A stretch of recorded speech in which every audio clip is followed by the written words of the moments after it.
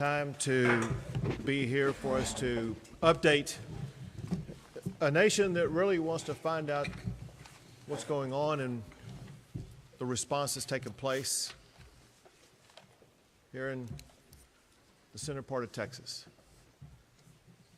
This is something where we need to begin now, and we need to continue to invoke God Almighty. The one thing I hear the most from people across the country, really across the globe, are the prayers that are being sent for those who are in harm's way to be successfully rescued. Those who are giving thanksgiving to God right now because their family member has been located.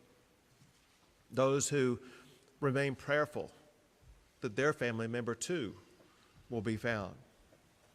This is a time when we as a state, we as a community, need God more than ever.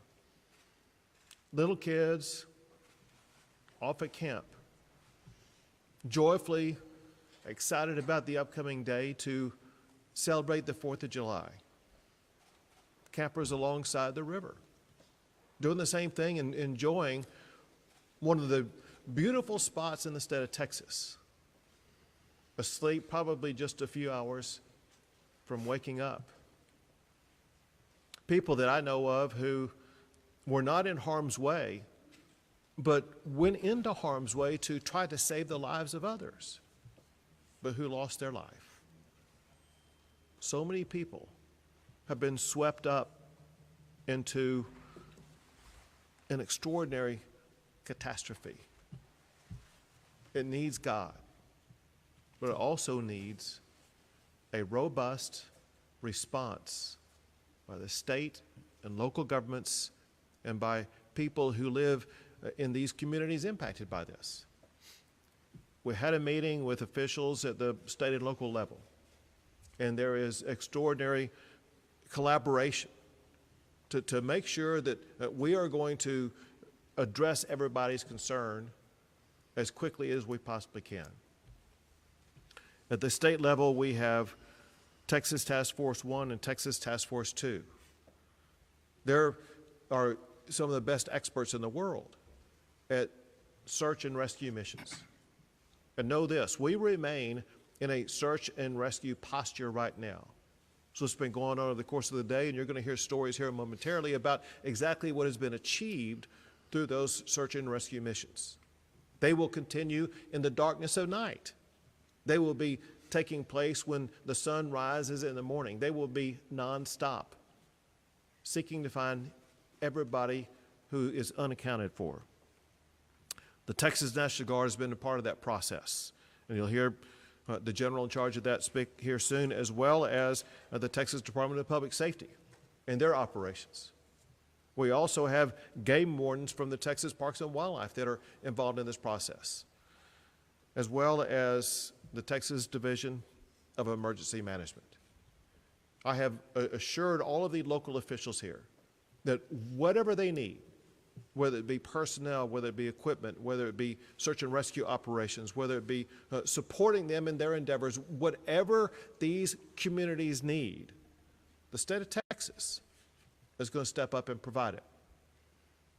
But we know that what is needed and wanted the most is all the families out there who are waiting for information about their child or their loved one. And as you will hear, we are working on strategies to deliver on that information that families are craving. We want to make sure we get information to families as quickly as we possibly can. But most importantly, we will stop at nothing to ensure that every asset and person and plane and whatever is needed is going to be involved in the process of rescuing every last person and ensure everybody involved in this is going to be fully accounted for. As a part of this, I'm signing a disaster declaration.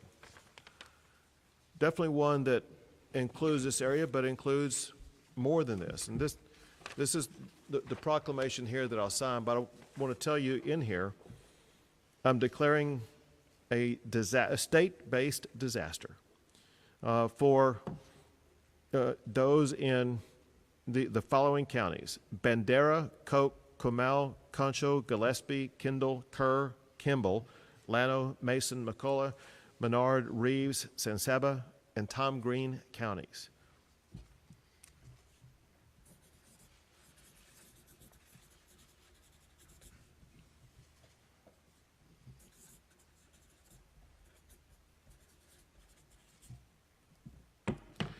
This will ensure all the counties that are identified in this, and there may be more that need to be added later, are going to have access to every tool, strategy, personnel that the state of Texas can provide to them, which will be limitless. We'll put in everything we have in the entire state. Someone who's been involved in this and shares the commitment is the Lieutenant Governor Dan Patrick. Thank you, Governor.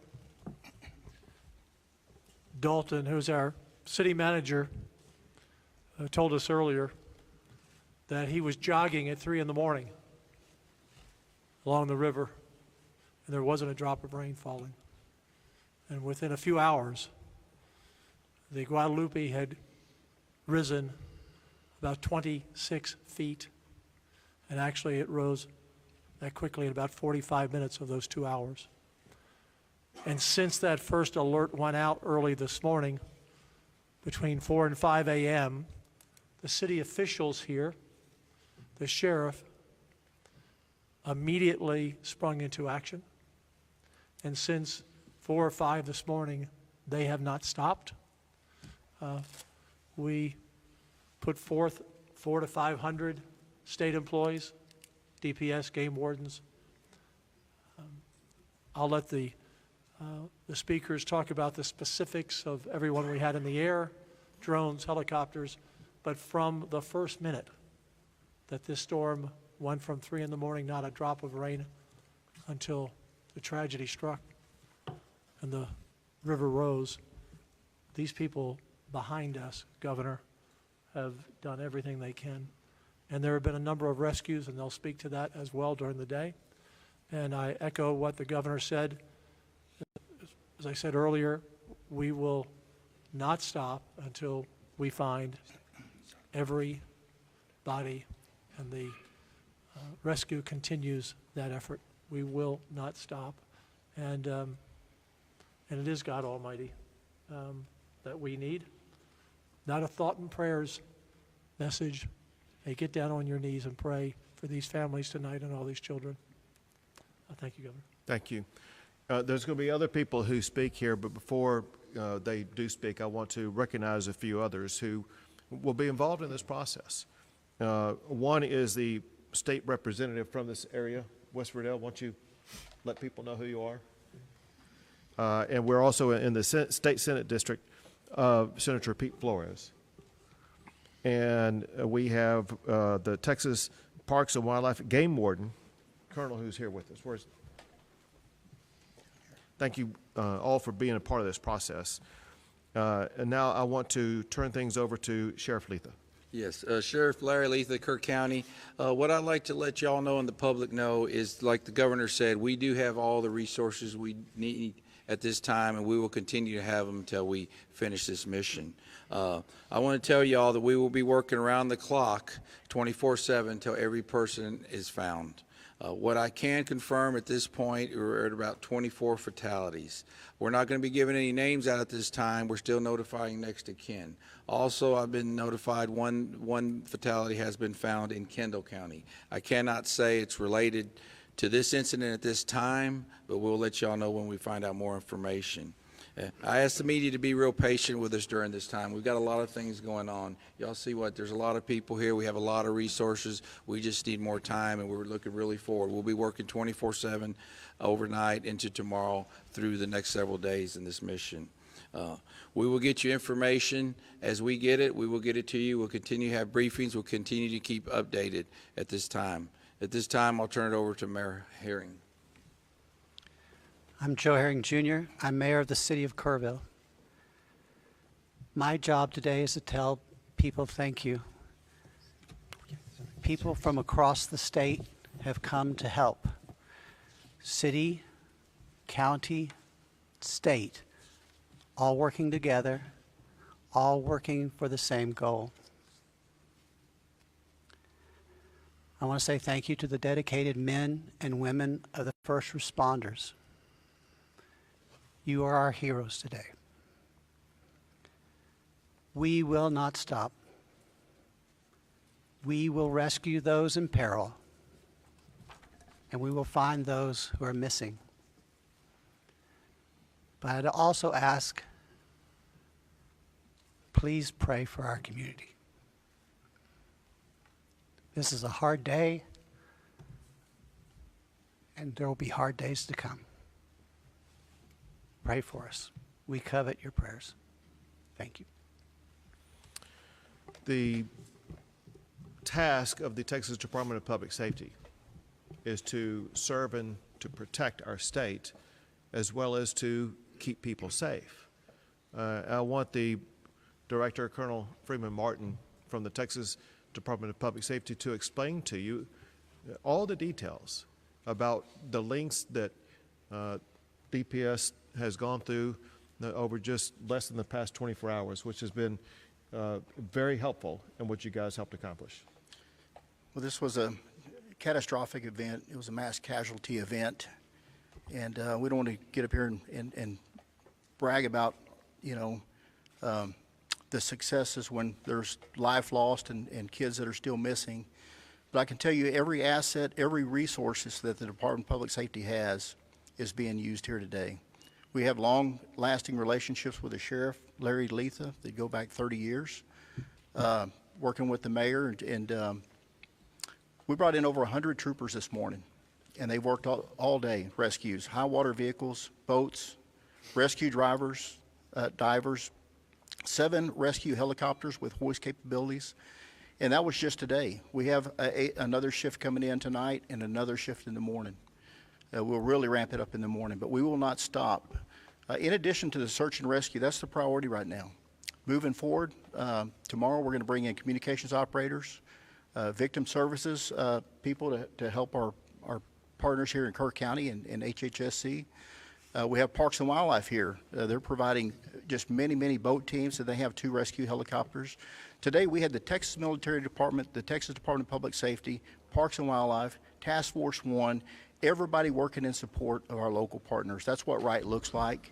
There are no egos here. There's nobody in charge. We're all working together. We're all communicating, and we will not stop until we find every last person. So we'll be here for days to come. This is not, this won't end.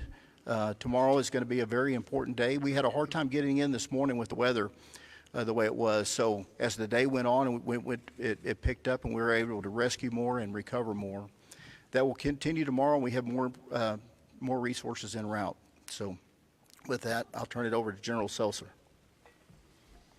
Good afternoon. As the governor has already said, he has ordered me to provide every capability that the Texas National Guard has to these local officials in this community. Today, we activated 5 helicopters with hoist to do rescue operations. They were paired with rescue swimmers from Texas Task Force 1. These crews trained together year-round just for this situation, and they were ready to respond. Additionally, we have 3 additional helicopters on the way to support the community.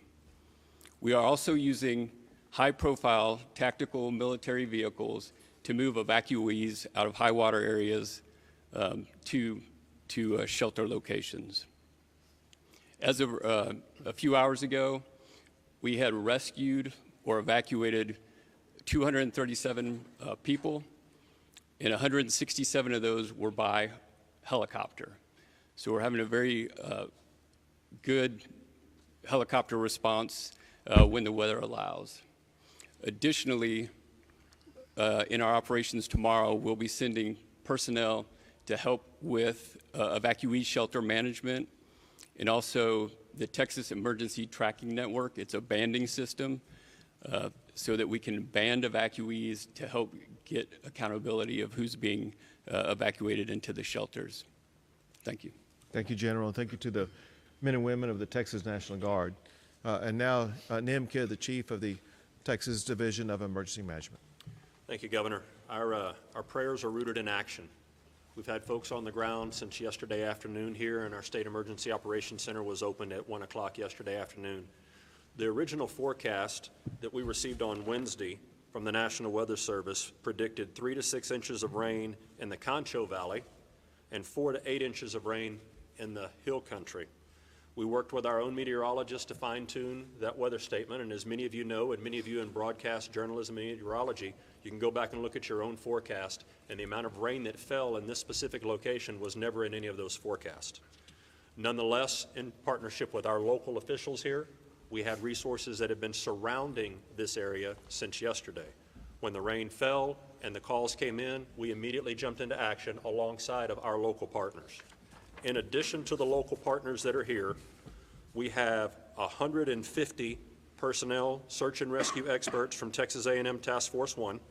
We have over 1,000 state officials and state partners that are responding here with over 804 assets, vehicles, boats, and helicopters. I want to run through that list really quickly. 150 from Texas Task Force 1, that is 30 boats and additional high-profile vehicles. You heard from Colonel Martin in the Texas Department of Public Safety. Colonel Vanderroos down on the end has over 170 personnel here, 167 four-wheel drive vehicles, and over 53 boats in addition to their aircraft. You heard from General Seltzer about the military departments. The A&M Forest Service is here to help us do tree removal and get trees out of the way and help with incident management. The Department of State Health Services has 164 members from the Emergency Medical Task Force here with over 71 pieces of equipment. You may see ambulances in this county that aren't anywhere from near here. They're part of the Emergency Medical Task Force. There will be questions about reunification centers. There'll be questions about noticing. Our local partners will answer those questions when you have them. And Governor, at this point, that ends my prepared remarks. Thank you very much. So this is a 24/7 effort. Everyone needs to know, day or night, whatever hour of the day, there will be local officials, state officials collaborating together. I also want to thank the Secretary of Homeland Security, Kristi Noem, who gave me a phone call today to offer any assistance that we need. Secretary Doug Burgum, Secretary of the U.S. Department of the Interior, who called and offered any resources we need. Senator Cruz called and offered any support that they could provide. So this is something where the federal government is leaning in and wants to assist the community here in the heart of Texas to accelerate the process, to be able to draw this to a very positive conclusion. And it's something that Texas will continue to lean into. We'll take a few questions. Any estimate on how many people are missing or unaccounted for? No, at this time, sir, no, we don't have an estimate. The problem was, it was a holiday weekend here. We have a lot of campers here, and we do not know that number at this time. What about the 23 missing from Camp Mystic? Has that number changed? No, it's still, it's between 23 and 25. We have not confirmed that yet. We're still working on that, sir. So the federal partners were helping with us, but we didn't receive any National Weather Service forecasts until well into the storm.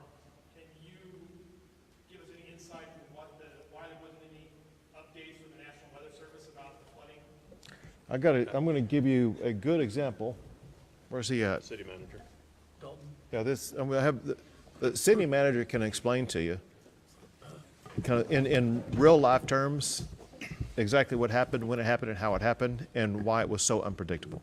Thank you, Governor. And as the Lieutenant Governor alluded to, I was out on the river trail this morning, which is, again, at water level of the Guadalupe. I was out there about 3:30 this morning doing a jog. I left there probably about 4 o'clock. There was very light rain, no signs of the river. I come from the Houston area, so very used to hurricanes, very used to flooding. We kind of monitored that, checked some different areas. We did not see any signs of the river rising at that time. I started getting phone calls probably about 5 o'clock. We went, the Fire Chief Maloney and I went back out to Louise Hayes Park. Up on the top section, we did have national EMR, and we already had a lot of our emergency plan ready for the 4th of July event, which is at the river level. By the time we got to the national EMR truck, we could not get it out, and we almost got stuck on the top level. So there's a pavilion down in Louise Hayes Park. Within an hour and a half, it had already risen well over 20, 25 feet. So we were monitoring that as much as we possibly could. After the 1987 flood, there were some flood alarms installed along the river. Are those still working? Any reason why they wouldn't? A lot of the times, I think, and again, I'm relatively new here, there's alarms typically in Comfort or further downstream. When you look at the headwaters of the Guadalupe, which we are at the headwaters of the Guadalupe, there's a north and a south fork. And so we'll say since 1987, under normal conditions, if you call it that, you'll hit water in one of those areas.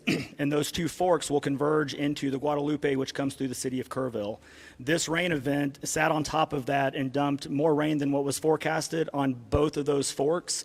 When we got the report, it was about 7 feet or so on the South Fork, and within a matter of minutes, it was up to 29 feet, and all of that converged at the Guadalupe, and that's where we saw those very quick rise in flood. So there's not alarms everywhere on the river. No, sir.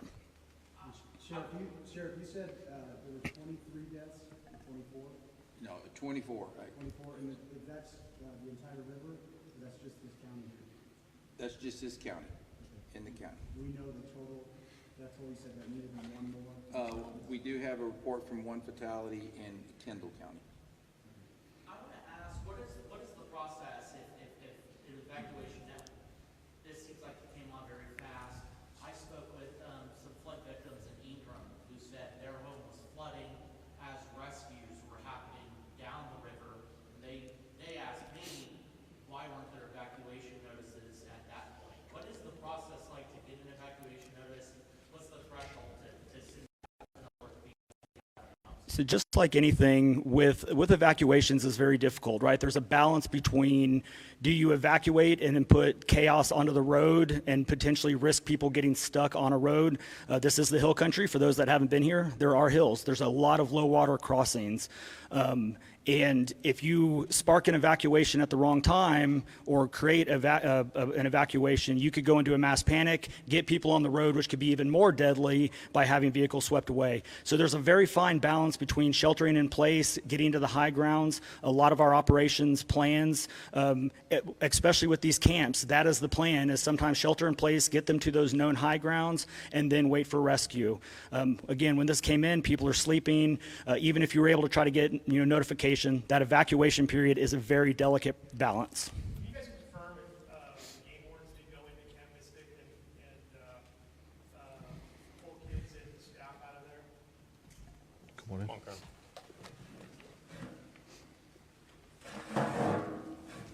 Yes, so starting early this morning, we had about 107 game wardens along with our aviation group trying to make access into the camp.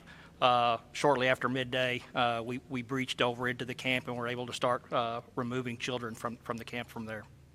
Is Camp Mystic the only camp that's under this sort of duress? I've got reports of other camps that seem to be evacuated okay, or is that the only one that we're really working on right now? Yes. That's the only one is Camp Mystic. All the other camps, we've accounted for everybody and everything's fine. Camp Mystic's where we had all our trouble. Also River Inn, which is just, west of that area. Yeah, I mean, I have no reports of it. It's just Camp Mystic at this time.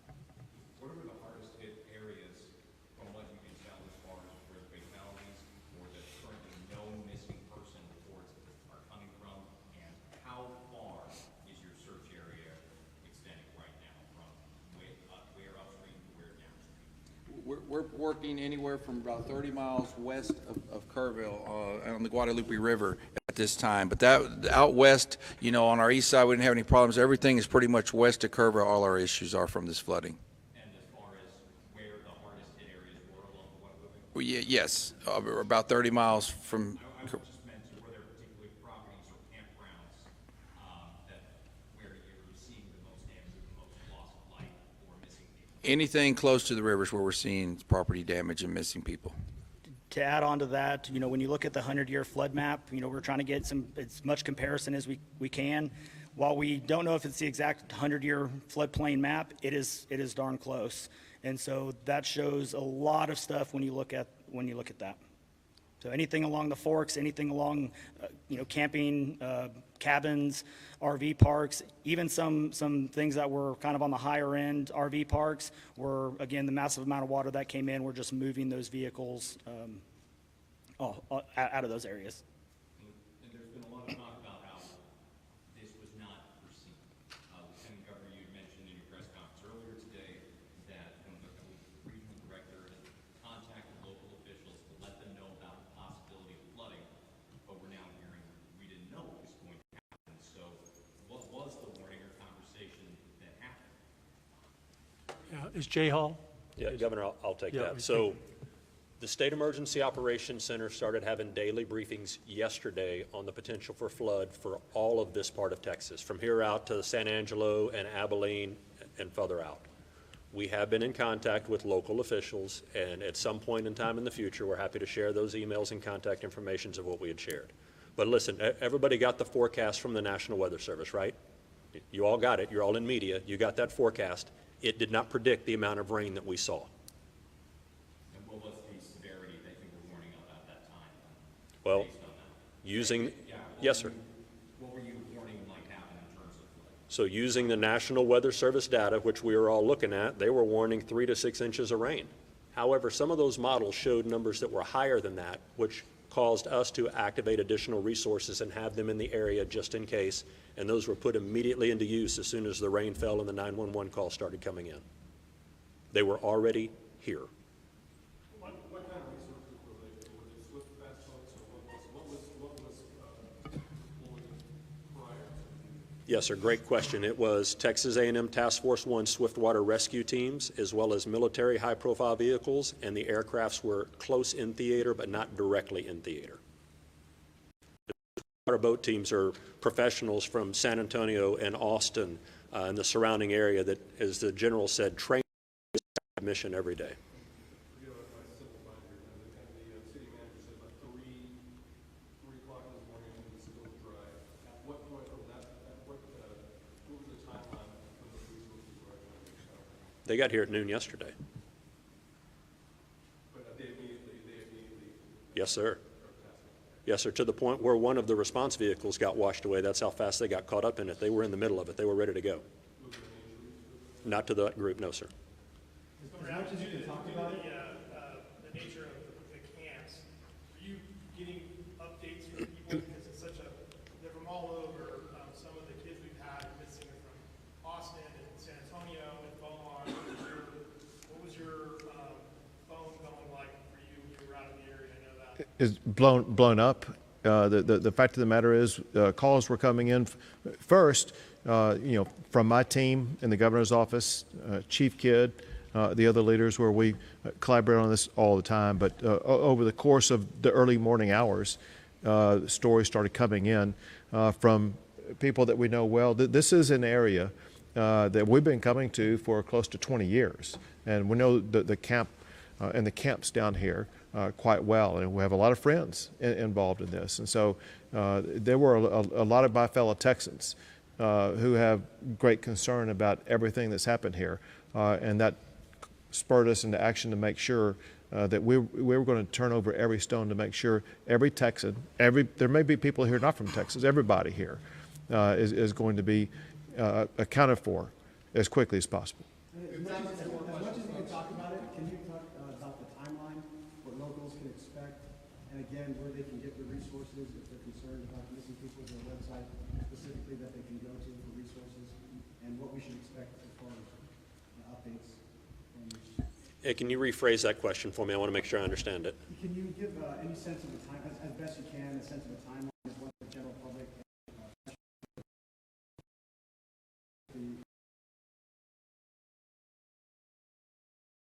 So, yes, sir. I'll speak.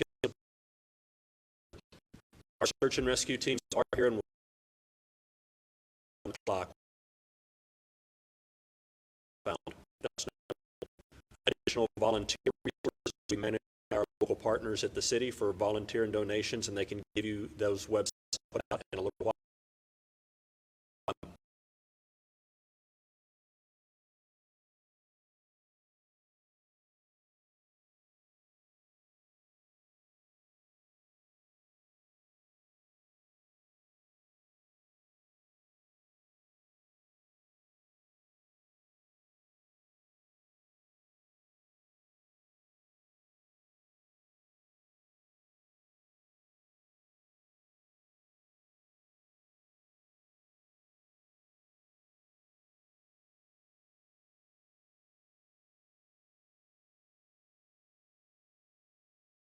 additional rain in this part right now can cause additional issues of flash flooding.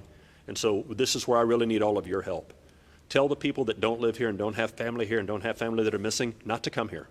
Do not come in this area and start looking around. We had people that were blocking bridges today while we had emergency response vehicles trying to get out and do rescues. So if you don't live in this area and you're not personally involved in this response, don't come to Kerrville, Texas right now. That's part number one.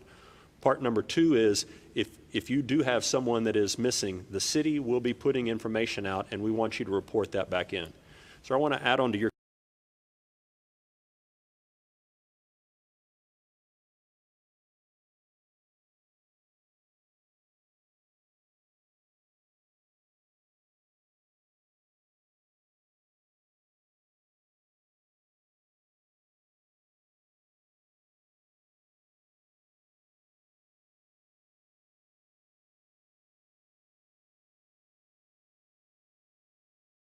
Ever since I've been governor, we've had weather events that were completely unpredictable, and that's just a part of nature.